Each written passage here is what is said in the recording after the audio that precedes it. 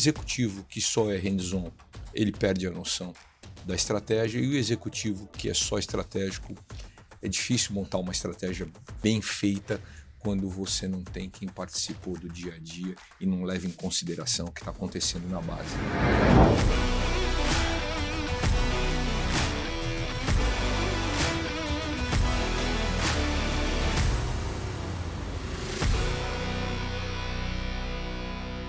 Olá, bem-vindo, bem-vinda. Este é o Rapcast, um espaço para ouvir quem entende de reputação, negócios e lidera algumas das marcas mais influentes do Brasil. Eu sou o Leandro Conte, sócio-diretor da FSB Holding. Nosso foco é mostrar como a construção de reputação sólida é um ativo estratégico para desenvolver empresas, impulsionar mercados e sustentar crescimento no longo prazo.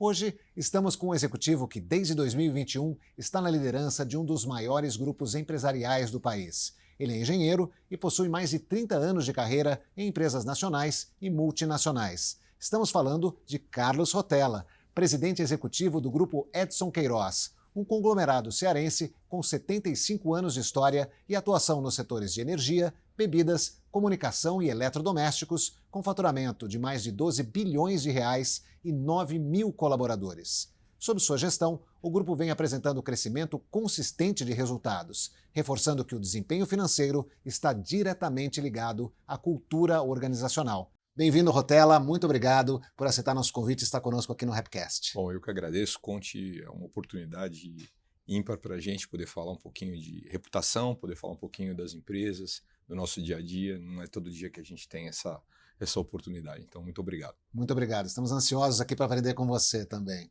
Rotella, quando você começou como presidente executivo, lá em 2021, foi a primeira vez que um presidente de fora da família assumiu o Grupo Edson Queiroz. Como é que foi essa transição para você e essa mudança na governança da organização?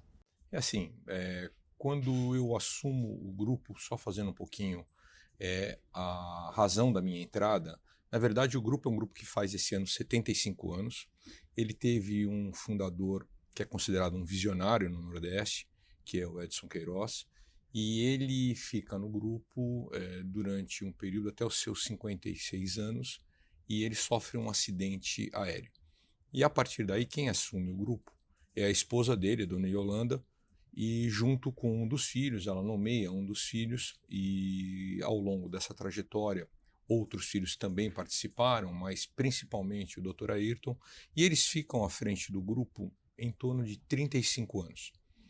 Lá para 2012, 2013, eles adoeceram, e 2016, 2017, se eu não me engano, eles acabaram falecendo.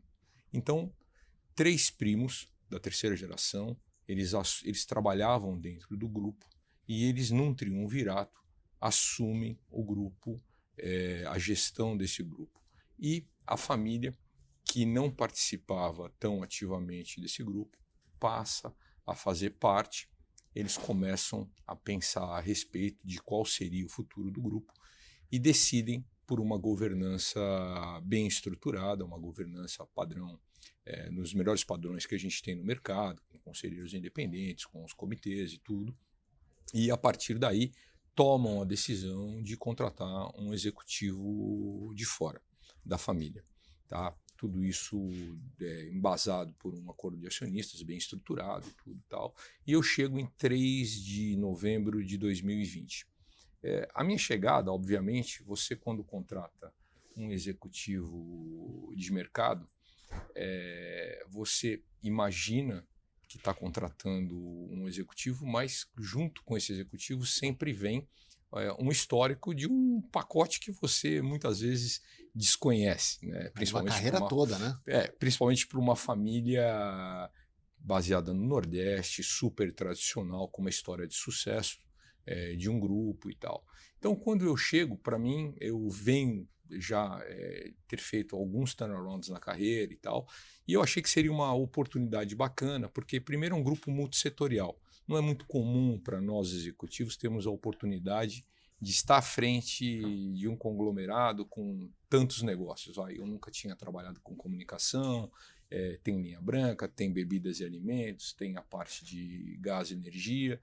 Então eu achei que seria uma oportunidade interessante falar, bom, como como lidar com tudo isso ao mesmo tempo numa holding que ela é uma holding controladora, ela não é uma holding financeira. Significa que os negócios eles se reportam para mim, tá? E a partir daí nós temos uma série de diretorias corporativas que são cross e aportam serviço para os CEOs de negócio. Então, eu achei que seria algo bem diferente. Quando eu chego, eu tomo cuidado de pedir para ficar um período de 2 a 3 meses para fazer um diagnóstico e tentar entender a cultura existente, né? E logo eu me deparo com algo muito forte dentro do grupo, que é o orgulho de pertencer. Com cada uma das pessoas que eu falei, independente de estarem à frente de processos mais ou menos avançados, as pessoas tinham um orgulho de pertencer muito grande. E isso é um insumo importantíssimo, né? Porque a partir do momento que você tem isso, significa que todo mundo está ali querendo mostrar o que fez, o que ajudou a construir nessa história tão vasta do grupo. Então, esse foi o primeiro insight para mim. Falei, bom, a partir daí nós temos algo para fazer. Eu passo 3 meses aí fazendo um diagnóstico, obviamente com um olhar meu processual. Eu fui formado na indústria automobilística, depois eu passei por uma série de empresas, mas a minha base de formação é a indústria automobilística, que é absolutamente processual, né? Então, dentro desse diagnóstico, eu proponho um mandato estratégico para os acionistas. Eles acharam que faria sentido aquele mandato estratégico proposto, e a partir daí começa um trabalho de transformação. No fundo, você chega não para fazer um trabalho de contracultura, mas para você aproveitar aquilo que a cultura tem de melhor existente e, a partir daí, você iniciar um trabalho de transformação, que é a adaptação de uma empresa que me contratou para que saísse do ponto A para o ponto B, senão não teria me contratado, né, se fosse para fazer a mesma coisa, e a partir daí começa esse processo. Já logo no meu primeiro ano, a gente conseguiu implementar muitas coisas, eu tive muita liberdade para poder implementar novas metodologias de gestão, mas basicamente a gente implementou uma metodologia que é de gestão compartilhada, toda por comitês, toda voltada para que a gente pudesse ter a participação das pessoas que conhecem o negócio, porque essa empresa não chegou onde está à toa, quer dizer, existe um conhecimento muito profundo, o que, na minha opinião, à época, faltava sim metodologia, ou faltavam ferramentas de gestão para que a gente pudesse otimizar e potencializar todo aquele conhecimento que estava ali e todo aquele orgulho de pertencer desse processo todo. Então, entendi. Posso só aprofundar primeiro os negócios, para depois a gente aprofundar na gestão, porque eu vou querer falar bastante disso, dessa transição e da importância das pessoas. Se deixar eu falar, talvez... eu vou falar um monte. Não, tranquilo, mas estamos aqui para fazer juntos. Porque muita gente talvez não conheça, né, todas as marcas e as empresas do Grupo Edson Queiroz. Então, para quem não sabe, né, são 4 negócios principais, que é a Nacional Gás, o Grupo Verdes Mares, a Smalltech e a Minalba Brasil. Não é isso? São negócios bem diferentes, né, como a gente falou no início, de setores diferentes. Como é que vocês fazem para manter uma coerência num grupo com atuações tão diferentes e principalmente a reputação de cada marca e cada atuação dessas? Então, justamente fazendo um gancho na minha fala, a gente montou um sistema de gestão que ele é todo compartilhado. Então, ele é por comitês e por processo. Porque em empresas familiares, você tem uma característica nas mais tradicionais em que as pessoas de maior proximidade dos proprietários, elas acabam tendo uma influência na organização maior. No meu modo de entender, e como a gente passou por outras empresas, a gente falou, bom, primeiro vamos tratar dos processos. E depois nós vamos verificar quais são as pessoas que podem liderar os processos e, a partir daí, desdobrar dentro da companhia. Então, nós montamos um sistema de gestão que ele é absolutamente colegiado, as decisões são todas colegiadas, todos os comitês por processos, tem uma agenda muito intensa, cada tipo de processo tem o seu fórum adequado, com os seus KPIs adequados, para que a gente possa desenvolver toda a companhia ao mesmo tempo e não só aqueles processos que eu tenho ou outros executivos tenham mais afinidade. Tá? E aí, senão você vai sempre acabar indo para o comercial ou para a produção ou para o financeiro. Não, você tem muitos processos que são necessários, são de suporte. Então, a partir daí, nós montamos isso igual para todas as empresas. Num primeiro momento, eu tinha até um pouco de dúvida se poderia funcionar para, por exemplo, a área de comunicação e tal, porque em manufatura eu já tinha feito em outros lugares e sabia que ele se adequava bem. Todos ao mesmo tempo, obviamente que seria um desafio maior em termos de carga, porque é bem intenso em termos de reuniões e tudo mais.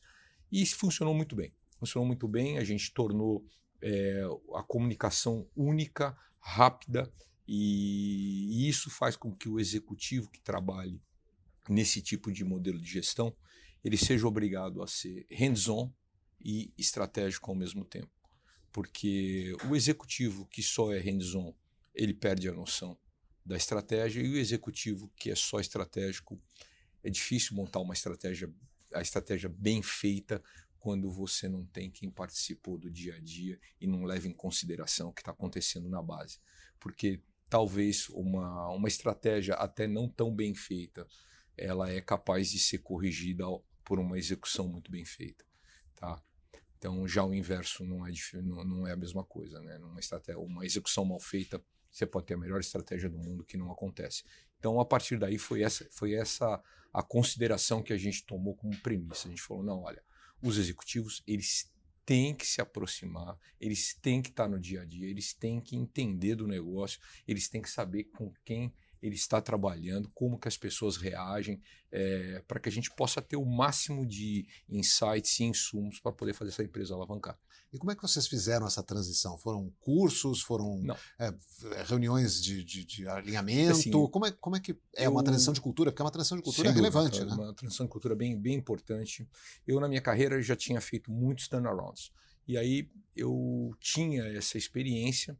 E aconteceu até um fato interessante, porque na Votorantim eu tinha implementado esse método, né, ou esse sistema de gestão, e eu implementei junto com uma outra gerente, a Elaine, e ao longo desse período todo, o modelo ele agrega tanto do ponto de vista de participação das pessoas, quanto de resultado em si, que no término do meu período na Votorantim, um dia eu recebo de presente um livro que a Elaine tinha feito e me deu de presente, dizendo, olha, está aqui o modelo de gestão implementado através de um livro que é seu e tal, brincando comigo. E quando eu chego no grupo Edson Queiroz, eu pego esse livro, que estava editado, bacana e tal, e dou para uma das pessoas que trabalham comigo e falo, olha, nós vamos implementar isso aqui, só que com uma diferença, para todas as empresas ao mesmo tempo. Então, a partir daí, eu tive toda a colaboração, mas nós seguimos uma metodologia que ela é um pouco autoral, que ela reúne um pouco as minhas experiências por todos os lugares onde eu passei, mas, em suma, ela é uma metodologia voltada para processos, ou seja, KPIs, pessoas, processos. Então tinha um manual mesmo, Exatamente literal, isso, que você mesmo escreveu, assim, coisa boa. E a escolha dos setores atual, os setores a expandir, fazia parte desse manual também? Que isso foi uma escolha também que teve que ser tomada, né? O manual em si, se é que a gente pode chamar assim, ele está vinculado a um modelo de gestão que vale para qualquer setor. Aí eu tinha feito isso em outros setores, principalmente no setor automobilístico, mas não, vale para qualquer setor, não tem... Aí é uma questão mais de um empenho e você adequar para o tipo de empresa que você tem à frente. Uhum. Obviamente que, por exemplo, nós temos gás e temos comunicação, são coisas totalmente distintas.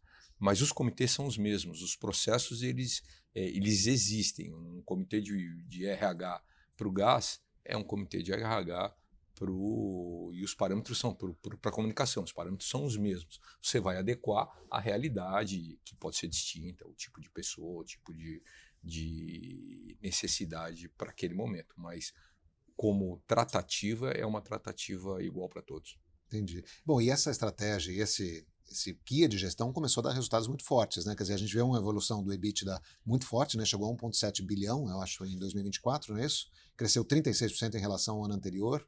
Isso também é muito resultado dessa mudança de processo, na sua visão? Assim, esse é um processo que como ele é adequado para turnarounds, logo no primeiro momento, no primeiro ano, o resultado veio e ele veio forte. E isso é importante para que você tenha a credibilidade dentro da organização, para que você possa ir conquistando e ampliando cada vez mais o espaço para poder fazer fazer com que a empresa possa crescer. Mas o mais importante do resultado em si é fazer com que as pessoas que estão participando do processo, elas têm que ter orgulho por alguma coisa. Porque elas têm orgulho de participar do grupo Edson Queiroz, mas essa página específica desses últimos 5 anos, ela está sendo escrita por esse time que está aqui hoje. Então, a partir do momento que o resultado vem rápido, as pessoas se unem em torno da causa e a partir do momento passa a ser uma bandeira para eles. Olha, esse é um resultado que nós estamos trazendo com uma metodologia nova ou com projetos novos e assim por diante. Tal. Então, isso é uma maneira de você formar um amálgama muito consistente para que você possa alçar voos maiores. E vocês têm algum ritual dentro dessa jornada de processos e até do engajamento das pessoas para que elas comemorem e vejam esses resultados? Assim, primeiro eu participo de todos os comitês, absolutamente todos. Tem diversos layers na organização. Você tem os comitês que eles rodam no meu nível, e depois você tem os comitês que rodam especificamente ou nas diretorias corporativas ou os CEOs de negócio, cada um tem o seu rollout do sistema de gestão, então ele é desdobrado para toda a companhia. Então, essa é a primeira coisa. Depois, nós temos dentro dos comitês, diversos comitês que são específicos para toda a gestão. Então, exemplo, uma vez por mês, nós reunimos toda a liderança. Lá a liderança para a gente é coordenador, supervisor, carreira Y e acima, gerente, diretores, etc. Tá? Então, a gente se reúne e divide a informação, divide o resultado com todo mundo e tal, sempre pautado numa questão que ela é cultural para a gente lá dentro hoje. Nós contratamos, logo que eu comecei a Walking the Talk, para poder fazer o nosso blueprint de cultura. E o blueprint de cultura, entre outras coisas, tem diversos valores, mas um dos valores mais importantes que a gente enxerga e conversa com isso que a gente está falando é que a coletividade é acima da individualidade. De nada adianta eu ter alguém muito talentoso que entregue muito resultado se a coletividade não seja, se ele não faça parte dessa coletividade. Então aqui a gente não está para diferenciar um ou outro, mas é a coletividade. Eu fui um atleta de competição e de esportes coletivos e tal, e eu aprendi isso no esporte. Quer dizer, eu acho que a coletividade realmente ela é mais forte do que um talento ou outro esporádico, individual. Eles vão fazer parte do time, e eles alavancam, mas a gente está mais preocupado com o todo. Então, dividir a comunicação, ou dividir a responsabilidade, ou dividir o mérito é um ritual nosso constante, e isso faz com que esse corpo cada vez mais vai ficando mais robusto. E aí você pode colocar qualquer projeto na organização que ele decola. E falando de expansão, vocês anunciaram recentemente um aporte de R$1 bilhão para expandir o grupo, né? Uhum. Qual que vai ser a linha condutora dessa expansão? Vocês pensam em entrar em outro setor ou é para expandir os setores onde vocês já estão? Não, a gente avalia diversos setores para poder fazer com que o grupo evolua. Esse é mais um dos setores, o setor de infraestrutura portuária. Então, nós estamos avaliando, o projeto ele segue em estudos, e tão logo a gente tenha todos os dados para poder tomar uma decisão se o projeto vai adiante ou não, nós vamos nos posicionar. E voltando a falar um pouco de valor, você falou de valores, né? Como é que você alinha todo esse processo de gestão com os valores da família, também não só na expansão, mas no dia a dia também? Como é que é essa relação com o conselho de administração, com a família, para a manutenção dos valores? Depois eu tinha uma pergunta também de reputação que eu faço na sequência. Assim, eu olhando a família em si, eu acho que a família foi extremamente consciente e extremamente arrojada. Quando você sai de um processo, que ele é um processo que ele está atrelado ao passado, e você começa a vislumbrar que o passado ele é importante, mas não necessariamente ele vai te levar a um futuro, e você faz todo o movimento e se permite ir ao mesmo tempo esse processo de governança que foi instalado no grupo, ele é um aprendizado para todos, ele é um aprendizado para a gestão e é um aprendizado também para a família, porque todo dia você vai tendo novidades, obviamente que com novos atores, eu vindo de fora, mais uma série de executivos também que vieram de fora, e essa convivência, ela é uma convivência que ela é intensa, uma empresa familiar. Então, eles vivem a família, eles vivem a empresa, eles convivem com a empresa, eles sabem do que se trata na empresa, então tem uma questão do sobrenome relevante e a gente, como executivo, tem que aprender isso. Para mim aconteceu um fato muito interessante, porque quando a gente fala de valores de família, é muito bonito falar e tal, mas o que é um valor de família, né? Logo que eu cheguei todo empolgado, querendo mostrar serviço e tal, e logo eu coloquei uma possibilidade da gente fazer um negócio de uma aquisição e tal, de uma empresa de bebidas alcoólicas. E, para minha surpresa, uma parte da família topou, outra não, isso, aquilo e tal, e no final do dia, eles pararam e falaram, olha, Rotella, aqui no Grupo Edson Queiroz, nós sentamos e decidimos que é um valor na família que nós não teremos bebidas alcoólicas, sem nenhum juízo de valor, ok? Mas para eles, aquilo é um valor. Eles não querem bebida alcoólica no grupo. E num primeiro momento eu fiquei muito contrariado, porque você vem e fala, pô, eu quero fazer dinheiro, quero mostrar que o Tem uma grupo oportunidade, é oportunidade e tal, nós não podemos deixar passar e tal.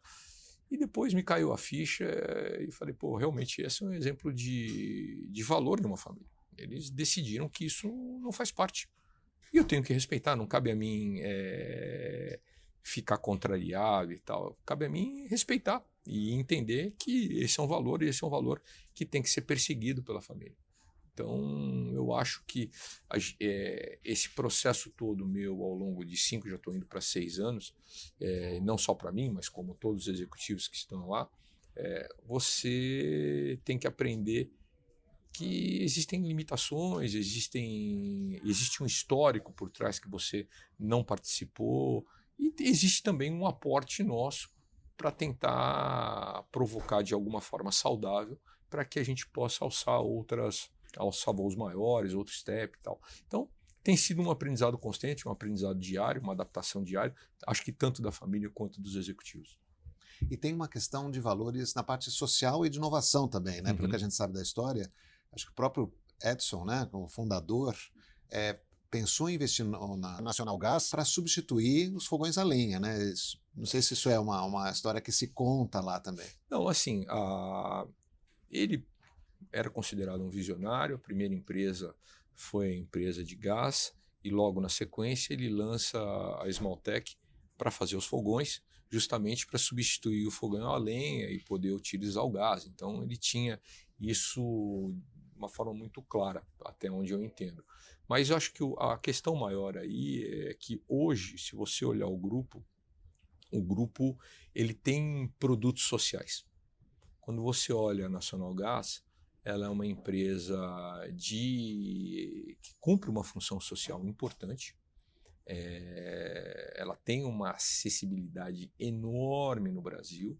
Então nós, sei lá, mais de 10 milhões de famílias por mês e tal que nós abastecemos. Então ela é um produto social.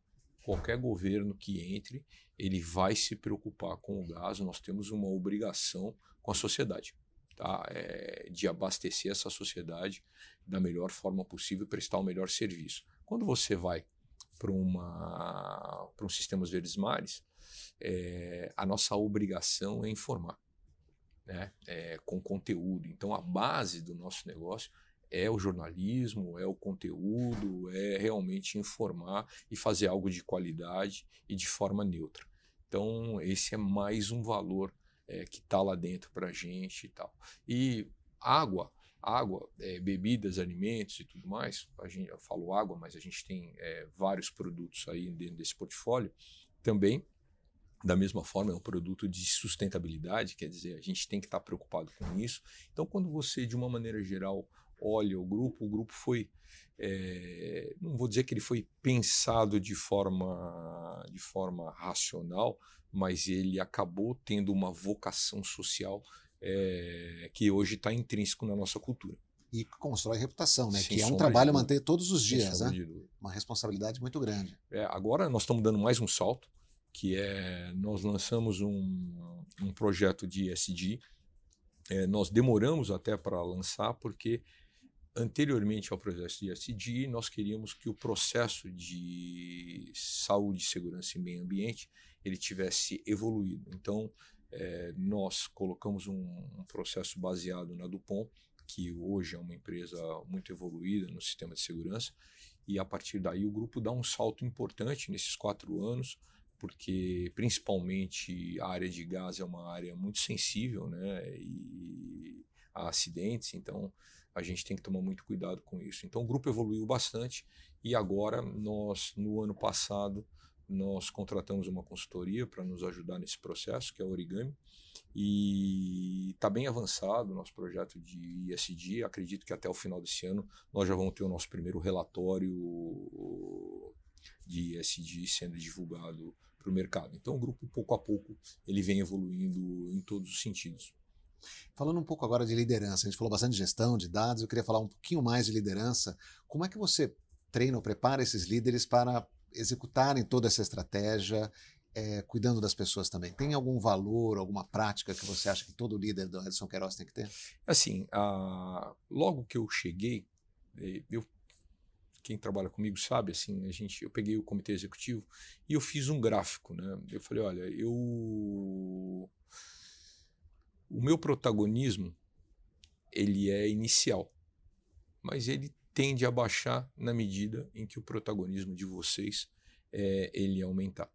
Então nós vamos nos cruzar em algum momento, eu vou ter sempre o meu papel, mas o papel realmente de quem faz acontecer é de quem está na ponta, é deles, né? Então essa foi a primeira provocação, o primeiro trigger aí para que a gente pudesse ter os executivos sabendo, olha, em algum momento eu vou deixar de existir com a mesma relevância, porque quando você está implantando um projeto, naturalmente você, pela função e por trazer algum conhecimento de fora, você vai ter uma relevância maior, mas ao longo do tempo isso não pode perdurar. Ao longo do tempo, os executivos eles têm que subir, têm que assumir as posições, as posturas e tudo mais. Então, e para isso, o primeiro ponto fundamental é a prática do inconformismo. Quer dizer, se nós olharmos para uma empresa e acharmos que ela está estável, ou tudo que ela fez está bom, ou está razoável e tal, a empresa para, as pessoas não se desenvolvem. E então nós falamos, não. Nós, tanto é que é um dos nossos valores principais, nós vamos praticar o inconformismo. E o inconformismo, você tem diversos valores que eles permeiam e eles gravitam em torno. Exemplo, senso de dono ou senso de urgência. Então, quando você pratica isso no dia a dia através de exemplo e as pessoas pouco a pouco vão entendendo que isso é desta forma, todo mundo pode participar independente da hierarquia ou não, nós já temos, vamos tentar buscar alguma coisa diferente. Isso, quando vai se tornando cultura, dá uma satisfação enorme, e hoje acho que o Grupo Edson Queiroz ele tem isso de uma forma muito clara. Não há projeto que a gente lance dentro do grupo que ele não decole de uma forma muito rápida, é impressionante. Assim, e nessa gestão de liderança, você acha que tem espaço para intuição também? Ou mais os dados e o manual, o processo? Eu acho que a partir do momento que o executivo ele começa a conviver no dia a dia com toda a equipe, com todos os dados, ele estando no mercado, ele estando na produção, ele estando em contato com o fornecedor, cliente, com os times internos, naturalmente ele acaba desenvolvendo uma percepção sensorial que ajuda nas tomadas de decisão, né? Porque muitas das coisas não estão escritas, né? A gente acaba percebendo. O sistema de gestão ele é muito bom porque ele te dá uma visão 360 da companhia. Quando passa na sua frente, passou num dia, compliance, RH, finanças, comercial, etc, etc, etc, etc. Você vai conhecendo todas as pessoas, você vai desenvolvendo uma percepção sensorial sobre o que está melhor, o que está pior, e isso te ajuda no teu dia a dia a tomar decisões. Então, eu acho que esse é o ponto. Mas o fundamental para mim é, ao fazer isso, obviamente que tem um estresse intrínseco a todo esse processo, não tem jeito, porque é uma empresa, ela está ali para dar resultado, né? Mas isso faz com que a gente pratique todo dia o respeito. Então, esse é o ponto, é como você ter um ambiente que ele é um ambiente pegado, ele é um ambiente que ele tem um estresse intrínseco, porque é um ambiente de business, mas que tenha um respeito o tempo inteiro, por mais difícil que seja o tema que esteja sendo tratado. Então, eu acho que esse é o ponto. Perfeito. E como é que você faz para manter esse equilíbrio todo, né? Você falou que foi esportista já no passado, você continua fazendo esporte. Como é que você mantém o equilíbrio vida pessoal e profissional? Eu tive alguns piripaques, né? Brincadeiras à parte, mas assim, eu sou um esportista, costumo fazer esporte, corro, faço musculação, isso, aquilo, fui jogador profissional de basquete e tal. Então, assim, a gente acaba tendo estresse, mas colocando em equilíbrio família, esporte, cuidando da saúde e tal, parte espiritual, então acaba dando certo, vamos dizer assim. Então você mantém alguma disciplina? Eu tenho, sou bem disciplinado nesse aspecto. Bem disciplinado, não. Rotella, a gente diz aqui no Rapcast que reputação é aquilo que falam de você quando você não está na sala. O que imagina que falam de você quando você não está na sala, ou que você gostaria que as pessoas tivessem sobre você? Assim, eu acho que a primeira coisa que falariam de mim quando eu não estou na sala, independente de eu ser uma pessoa, vamos chamar assim, intensa no dia a dia, que pratico esse inconformismo e tal, mas eu acho que as pessoas falam que eu sou uma pessoa justa. Entendeu? Justa nas análises, justa com as pessoas. A minha ideia é não prejudicar ninguém ou não prejudicar nada em detrimento de interesses pessoais, interesses particulares de um ou de outro. Então, eu gostaria que as pessoas me entendessem como alguém justo no processo, mesmo que a justiça não agrade a um ou a outro. Tá? Esse é o meu... Eu acho que esse é o meu... E uma pessoa de princípios. Assim, princípios não são negociáveis. Eu tenho as minhas convicções, mas princípios não são negociáveis. Assim, eu sou um cara bem rígido com essa questão. Foi isso que me trouxe nesse processo todo, e eu acho que a partir do momento que você tem princípios e é um cara justo, o respeito ele se estabelece naturalmente. Então, eu fui sempre assim e vai ser sempre assim. Tá ótimo. Olha, a gente tem um presente para você, mas um presente com uma tarefa, que é escrever nessa plaquinha, você vai ficar com você depois, em uma palavra, o que é reputação para você. Ixi, Maria, agora você me pegou. Vamos lá, agora você me pegou. A gente falou vários temas aqui. Para mim, reputação... Vou mostrar para aquela câmera aqui, ó. Se puder virar assim. É ter coerência de atitudes.